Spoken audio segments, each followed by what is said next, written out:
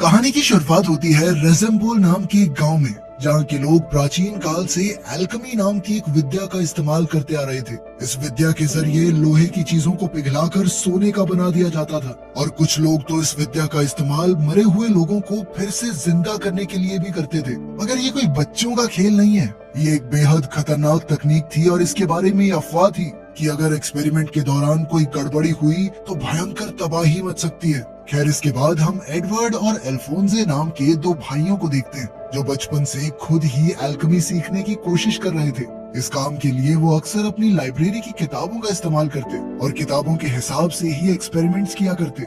एक दिन उन्होंने एल्केमी के जरिए खिलौना बनाया और खुशी से दौड़कर अपनी माँ को दिखाने गए। उनकी माँ ने भी खुश होकर उन्हें गले लगा लिया, पर जैसे ही वो दोनों फिर से खेलने के लिए मुड़े तो अचानक उनकी माँ को दिल का दौरा पड़ गया और उनकी मौके पर ही मौत हो गई। इससे दोनों भाइयों को काफी गहरा सदमा लगा, क्योंकि अब उनकी देखभाल करने वाला कोई नहीं था। वो किसी भी हालत में अपनी माँ से जुदा होने को तैयार नहीं थे। तभी एडवर्ड को एक आइडिया आया और उसने अल्फोंसे से कहा कि वो एल्केमी के जरिए ट्रांसम्यूटेशन नाम की एक प्रक्रिया करके अपनी माँ को फिर से जिंदा कर सकते हैं। पर अल्फोंसे ने इसके बारे में डरावनी अफवाह सुन रखी थी, इसलिए उसने कहा कि इसका अंजाम अच्छा नहीं होगा। लेकिन एडवर्ड ने उसे समझाया कि डरने वाली कोई बात नहीं है, कर लेंगे हम यार, कॉन्फिडेंस रख तू। इसके बाद उन्होंने मिलकर प्रक्रिया की तैयारी शुरू कर दी। सबसे पहले उन्होंने किताब में लिखा सारा सामान इकट्ठा किया और उसे एक जादुई गोले के बीच में रख दिया। इस जादुई गोले को ट्रांसम्यूटेशन सर्कल भी कहा जाता है। फिर जैसे ही उन्होंने मंत्र बोलने शुरू किए, अचानक गोले में जबरदस्त ऊर्जा पैदा होने लगी और कुछ ही पलों में वहाँ एक भयंकर बवंडर बन गया। उसी पल उन्हें एहसास हुआ कि उनका एक्सपेरिमेंट फेल हो चुका है, पर तब तक बहुत देर हो चुकी थी। फिर जल्द ही उस जादुई बवंडर ने उनका पूरा घर उजाड़ कर रख दिया। फिर इस घटना के 20 साल बाद हम देखते हैं कि एडवर्ड अब काफी बड़ा हो चुका था और वो तेजी से एक मॉन्क के पीछे भाग रहा था जिसके पास एक रहस्यमयी लाल पत्थर था। असल में इस पत्थर की मदद से बिना किसी सामग्री के भी एल्केमी की जा सकती थी। अब जैसे ही एडवर्ड उस मॉन्क को पकड़ने वाला था तो अचानक मॉन्क ने इस खास पत्थर की मदद से एडवर्ड पर बड़े बड़े पिलर्स से हमला कर दिया। इनसे बचने के लिए एडवर्ड को उल्टे पांव भागना पड़ा। इसके बाद उसने पाताल से कई भयानक मॉन्स्टर्स को बुलाकर उन्हें एडवर्ड के पीछे छोड़ दिया। तभी अचानक एडवर्ड ने अपनी जादुई छड़ी निकाली और तब ये पता चलता है कि अब वो भी एक माहिर एल्केमिस्ट बन चुका था। उसी पल वहाँ एक रोबोट जैसा भारी भरकम आदमी आया और उसने एक एक करके मॉन्स्टर्स को बुरी तरह पीटना शुरू कर दिया। वो इतना ज्यादा ताकतवर था कि वो मॉन्स्टर को उठाकर खिलौनों की तरह पटक रहा था। पर इसी दौरान गलती से उसका हेलमेट गिर गया और तब हम देखते हैं कि उसका कोई सर ही नहीं था, बल्कि उसका तो शरीर तक नहीं था। इधर एडवर्ड ने बाकी मॉन्स्टर्स को खत्म किया और फिर पता चला कि उसके शरीर में भी लोहे के हाथ पैर लगे थे और इसी वजह से सब उसे फुल मेटल एल्केमिस्ट के नाम से जानते थे। अब मॉन्क ने डर के मारे वहाँ से भागने की कोशिश की और जल्द ही एडवर्ड उस तक पहुँच ही गया। फिर उसने मॉन्क को अपने लोहे के हाथ से मुक्का मारा, जिससे मॉन्क के हाथ से वो लाल पत्थर नीचे गिर गया। एडवर्ड ने सोचा कि आखिरकार उसका मिशन पूरा हुआ, पर तभी वहाँ कर्नल मस्टैंग और उसकी फौज आ गई और उन्होंने मॉन्क और एडवर्ड को गिरफ्तार कर लिया। एडवर्ड ने उनसे लाल पत्थर की भीख मांगते हुए कहा कि ये पारस पत्थर है, पर कर्नल मस्टैंग ने उसी पल इस पत्थर को अपनी उंगलियों से भस्म कर दिया और कहा कि ये नकली पत्थर है। ये देखकर एडवर्ड बहुत दुखी हो गया, क्योंकि वो इतने सालों से पारस पत्थर को खोजने में जुटा हुआ था। तभी वहाँ पर वही रोबोट जैसा आदमी आया, जो कोई और नहीं बल्कि एडवर्ड का छोटा भाई अल्फोंसे ही था। उसने एडवर्ड को हौसला देने की कोशिश की, मगर इसी मौके का फायदा उठाकर मॉन्क फौजियों के चंगुल से बचकर भाग गया। खैर, बाद में सब मिलिट्री बेस पहुँचे तो कर्नल मस्टैंग ने कहा कि पारस पत्थर जैसी कोई चीज नहीं है। असल में जो पत्थर मॉन्क के पास से मिला था वो मॉन्क की शक्तियों की वजह से ही जादू कर रहा था। मगर एडवर्ड को अब भी पूरा विश्वास था कि कहीं ना कहीं पारस पत्थर जरूर मौजूद है और अगर वो ढूंढता रहा तो वो उसे जरूर मिलेगा। असल में इस पत्थर को हासिल करने के पीछे उसका मकसद था कि वो इस पत्थर की शक्तियों की मदद से अपने खुद के हाथ पैर और अपने भाई का पूरा शरीर वापस ले आए। फिर जब वो मिलिट्री बेस से निकलकर अपने घर की तरफ जा रहा था तो एडवर्ड को अपनी बचपन की पक्की सहेली विनरी मिल गई। दरअसल उसे एडवर्ड के मिशन के बारे में खबर मिली थी और जब उसे इसके पीछे की कहानी का पता चला तो उसने कहा कि वो भी पारस पत्थर ढूंढने में उनकी मदद करेगी।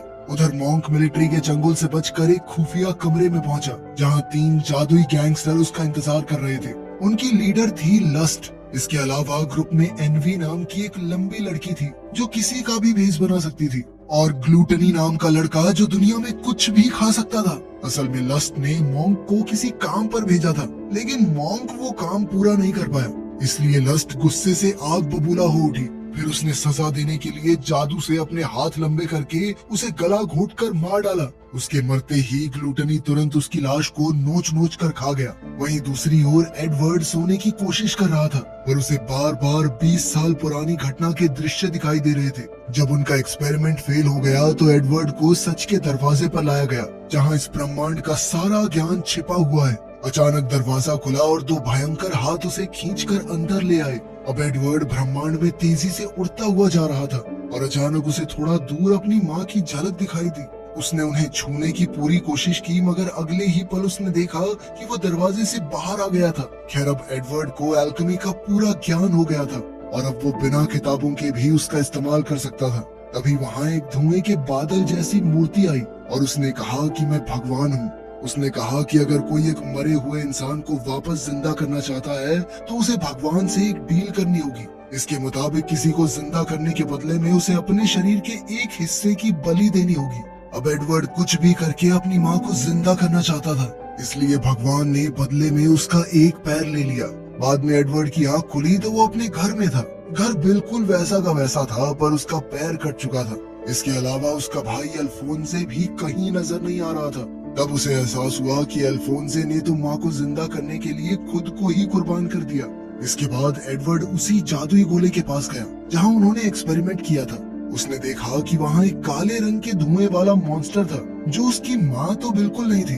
अब वो अपना पैर भी गवा चुका था और उसकी माँ भी जिंदा नहीं हुई थी, इसलिए वो गुस्से से तिलमिला उठा। इसी चक्कर में वो एक आर्मर सेट से टकरा गया और अपने भाई को वापस जिंदा करने के लिए उसने दोबारा जादू शुरू किया। उसका एक्सपेरिमेंट सही रहा और एक बार फिर वो सच के दरवाजे के सामने आ गया, जहां भगवान पहले से उसका इंतजार कर रहे थे। इस बार उसे अपने भाई को जिंदा करना था तो भगवान ने उसके बदले उसका दूसरा पैर भी ले लिया।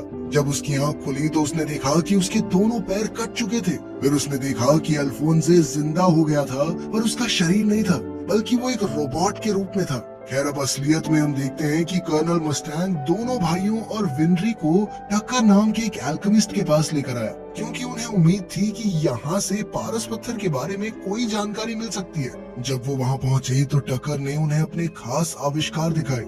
असल में उसने कई जानवरों को आपस में मिलाकर नए जानवर बनाए थे। टक्कर ने उन्हें बताया कि आज से कुछ साल पहले वो सरकारी एल्केमिस्ट हुआ करता था, जो कि सरकार के लिए काम करता था, लेकिन फिर उसके सभी एक्सपेरिमेंट्स को बेकार बताकर उसे नौकरी से निकाल दिया गया। अब वो जी जान लगाकर नए आविष्कार बनाने में जुटा हुआ है, ताकि वो अपना औहदा वापस हासिल कर सके। खैर, बाद में एडवर्ड ने टक्कर को अपनी पूरी कहानी सुनाकर कहा कि वो कैसे भी करके पारस पत्थर तक पहुंचना चाहता है। टक्कर ने कहा कि वो ये तो नहीं जानता कि ये मणि कहाँ मिलेगी, पर उस तक पहुंचने में वो एडवर्ड की पूरी मदद करेगा। इसके बाद एडवर्ड और विनरी ट्रेन से दूसरे शहर के लिए निकल पड़े। असल में यहाँ वो डॉक्टर मार्को से मिलने जा रहे थे, जिसके पास शायद पारस पत्थर की जानकारी थी। मगर जैसे ही वो उसके घर पहुंचे तो मार्को को लगा कि वो बुरे लोग हैं और उसने अपना बचाव करने के लिए एडवर्ड और विनरी पर गोलियां चला दी। तब एडवर्ड ने खुद को बचाने के चक्कर में गलती से मार्को को ही बेहोश कर दिया। जब मार्को को होश आया तो उसने कहा कि वो लोग पारस पत्थर के बारे में भूल जाएं तो ही बेहतर है। तभी अचानक उसे एक नेगेटिव एनर्जी महसूस हुई और उसने तुरंत खिड़की पर गोली चला दी। तब ये खुलासा होता है कि गैंगस्टर लस्ट काफी देर से वहाँ छुपकर उनकी जासूसी कर रही थी। वो धीरे धीरे उन तीनों की तरफ बढ़ने लगी। मार्को ने उस पर धुआंधार गोलियां चलाई, लेकिन लस्ट पर कोई असर नहीं हुआ। आखिरकार उसने अपने लंबे लंबे पंजों से सबको दीवार से चिपका दिया और मार्को के सीने में चाकू घोंपकर उसे मौत के घाट उतार दिया। उसके जाने के बाद मार्को ने अपनी आखिरी सांसें गिनते हुए एडवर्ड को बताया कि पारस पत्थर का सच उसे लेबोरेटरी 5 नाम की एक जगह में मिलेगा। असल में ये एक खुफिया बिल्डिंग थी जिसका इस्तेमाल मिलिट्री करती थी। एडवर्ड ने इसके बारे में और जानने की कोशिश की, मगर इतना कहते ही मार्को की मौत हो गई। इसके बाद एडवर्ड सीधा टक्कर के घर पहुंचा और वहां उसने देखा कि टक्कर ने एक इंसान और कुत्ते को मिलाकर एक अनोखा जानवर बनाया था। तब टक्कर ने खुलासा किया कि इस एक्सपेरिमेंट के लिए उसने अपनी बेटी और कुत्ते को ही कुर्बान कर दिया था। इससे पहले वाले जानवर उसने अपनी पत्नी के शरीर के हिस्सों का इस्तेमाल करके बनाए थे।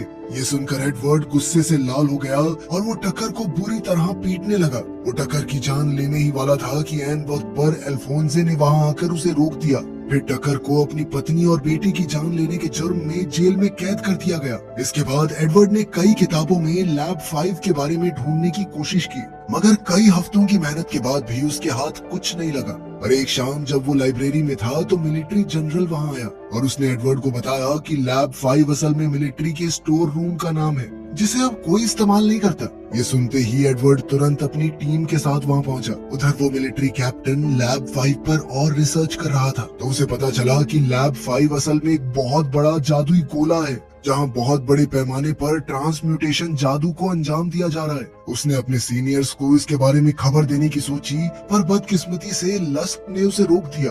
बेचारा कैप्टन जैसे तैसे घर से भागा और उसने जनरल को फोन किया, मगर तभी एनवी कर्नल मस्टैंग का भेष बनाकर वहाँ आई और उसने कैप्टन का खून कर दिया। असल में वो कर्नल पर इस कत्ल का इल्जाम लगाना चाहते थे ताकि उसे जेल हो जाए। आखिरकार उनका प्लान कामयाब रहा, क्योंकि कुछ लोगों ने उसे हत्या करते हुए देख लिया था और उन्होंने पुलिस को खबर कर दी। वहीं दूसरी ओर वो पागल साइंटिस्ट टकर भी जेल से भाग निकला। वहीं एडवर्ड और उसके दोस्तों को भी गिरफ्तार कर लिया गया था, क्योंकि वो खूनी कर्नल मस्टैंग के साथ अक्सर दिखाई देते थे। फिर उन्हें कमरे में कैद कर दिया गया, पर एडवर्ड बड़ी चालाकी से सबको लेकर भाग निकला। इसके बाद वो एक गाड़ी चुरा कर लैब 5 में पहुंचे, जहां कर्नल मस्टैंग और एक लेफ्टिनेंट के बीच लड़ाई चल रही थी। अचानक मस्टैंग ने चुटकी बजाई और उसी पल लेफ्टिनेंट के शरीर में आग लग गई। सबको लगा कि मस्टैंग पागल हो चुका है, पर तभी जलते हुए लेफ्टिनेंट का रूप बदला और तब पता चला कि वो लेफ्टिनेंट के भेष में एनवी थी। जल्द ही लस्ट और उसके गुंडे भी वहां आ पहुंचे और लस्ट ने मस्टैंग के पेट में चाकू घोंपकर उसे बुरी तरह जख्मी कर दिया। इसके बाद वो वहां से भाग निकली तो एडवर्ड ने उसका पीछा किया, मगर जल्द ही वो एक सुनसान कमरे में पहुंचा, जहां एक बड़ा सा जादुई गोला बना हुआ था। लेकिन इससे पहले कि वो कुछ समझ पाता, साइंटिस्ट टकर उसके सामने आया। उसने अपनी जेब से एक पारस पत्थर निकाला और ये खुलासा किया कि यहाँ हजारों की तादाद में ऐसे पत्थर बनाए जाते हैं। असल में ये ऑपरेशन मिलिट्री का ही चलाया हुआ था। फिर टकर ने कहा कि किसी मरे हुए इंसान को जिंदा करने के लिए कुर्बानी तो देनी पड़ती है, इसलिए बड़े बड़े आर्मी ऑफिसर्स अपने घर वालों को फिर से जिंदा करने के लिए कैदियों की कुर्बानियां दे रहे थे। ये सुनकर एडवर्ड हक्का बक्का रह गया, लेकिन इससे पहले कि वो कुछ और जान पाता, तभी अचानक लस्ट ने वहां आकर टक्कर को मार डाला, क्योंकि उसने एडवर्ड को खुफिया राज बता दिया था। तब ये खुलासा होता है कि लस्ट कोई आम इंसान नहीं, बल्कि जादू से बनाई गई एक क्रीचर है, इसीलिए वो इतनी ज्यादा शक्तिशाली थी। तभी इस पूरे ऑपरेशन का मास्टरमाइंड जनरल वहां आया। उसने बताया कि उसका असली मकसद ऐसे ही सुपरनैचुरल इंसानों की फौज खड़ी करना है, और लस्ट उसके सबसे ताकतवर योद्धाओं में से एक है। इसके बाद उसने कमरे की बत्ती जलाई तो अचानक टक्कर ने देखा कि छत पर हजारों बेजान रोबोट्स लटके हुए थे। फिर जनरल ने सभी पारस पत्थर सिलेंडर्स के जरिए रोबोट्स तक पहुंचाए, और जैसे ही वो पत्थर रोबोट्स की छाती में लगाए गए तो एक एक करके वो जिंदा होने लगे। अपने बनाए रोबोट्स को जिंदा होते देखकर जनरल खुशी से झूम उठा और उनसे मिलने गया, मगर जल्द ही सभी रोबोट्स ने उसे घेर लिया और उसे ही नोच नोच कर खा गए। इतनी ही देर में कर्नल अल्फोंसे और विनरी भी बाकी जनरल्स के साथ उस कमरे में आ पहुंचे, और फिर वो सब एडवर्ड के साथ मिलकर रोबोट्स का सामना करने लगे। रोबोट्स की तादाद बहुत ज्यादा थी, इसलिए उन्हें लगा कि आज वो मारे जाएंगे। और तब कर्नल मस्टैंग ने कहा कि रोबोट्स को मारने के लिए उनके सर आपस में टकराने होंगे। इसी तरीके से उन्होंने रोबोट्स को मारना शुरू कर दिया, मगर फिर भी उनकी तादाद कम होने का नाम नहीं ले रही थी, इसलिए एडवर्ड और उसके साथी चालाकी से बाहर आ गए। लेकिन वहाँ उनका सामना लस्ट और उसके गुंडों से हुआ। हालांकि मस्टैंग जख्मी था, मगर फिर भी उसने अपनी सारी शक्ति इकट्ठी करके जबरदस्त आग निकाली, जिसमें एनवी जलकर राख हो गई। इसके बाद कर्नल ने लस्ट पर हमला किया, पर कोई फायदा नहीं हुआ, क्योंकि वो बार बार जिंदा हो जाती थी। कर्नल और एडवर्ड ये देखकर भौचक के रह गए, और आखिरकार लस्ट ने खुलासा किया कि उसकी छाती में पारस पत्थर लगा हुआ है, जिस वजह से उसके पास अद्भुत शक्तियां हैं। मगर ये राज बताना ही उसकी सबसे बड़ी गलती थी, क्योंकि उसी पल एडवर्ड, अल्फोंसे और कर्नल ने मिलकर उस पर एक साथ हमला कर दिया। तभी कर्नल ने अपनी जान जोखिम में डालकर उसकी छाती से पारस पत्थर निकाल लिया, जिससे लस्ट की तुरंत ही मौत हो गई। इधर ग्लूटनी ने ये सब देखा तो वो खुद ही दुम दबाकर भाग निकला। आखिरकार अपनी जीत के बाद कर्नल मस्टैंग ने एडवर्ड को वो पारस पत्थर दिया, ताकि वो अपने भाई का शरीर वापस ला सके। एडवर्ड ने अल्केमी शुरू की और अब वो फिर से सच के दरवाजे पर पहुंच गया। वहाँ अल्फोंसे अपने शारीरिक रूप में खड़ा था, और अब एडवर्ड को सिर्फ ये पत्थर भगवान को देना था, जिसके बदले में उसका भाई अपने शरीर के साथ जिंदा हो जाएगा। मगर ऐन वक्त पर वो पीछे हट गया। अब एडवर्ड अपने फायदे के लिए पत्थर का इस्तेमाल नहीं करना चाहता था, क्योंकि वो जानता था इससे कितनी जिंदगियां बर्बाद हो चुकी हैं। आखिरकार वो असलियत में वापस लौट आया और अपने भाई से माफी मांगी, क्योंकि वो उसका शरीर वापस नहीं ला पाया। तब अल्फोंसे ने भी उसे माफ करके कहा कि वो भी अब इस जादू का इस्तेमाल नहीं करना चाहता। उसने कहा कि एल्केमी की वजह से ही उनकी जिंदगी में इतने हादसे हुए हैं और अब इस विद्या से दूर रहना ही बेहतर है। आखिरकार एडवर्ड और उसके साथियों ने एक नए सूरज को उगते हुए देखा और वो खुश थे कि उन्होंने धरती को तबाही से बचा लिया था। वीडियो पसंद आई तो लाइक कर देना, चैनल को सब्सक्राइब कर लेना। मिलते हैं अगली वीडियो में।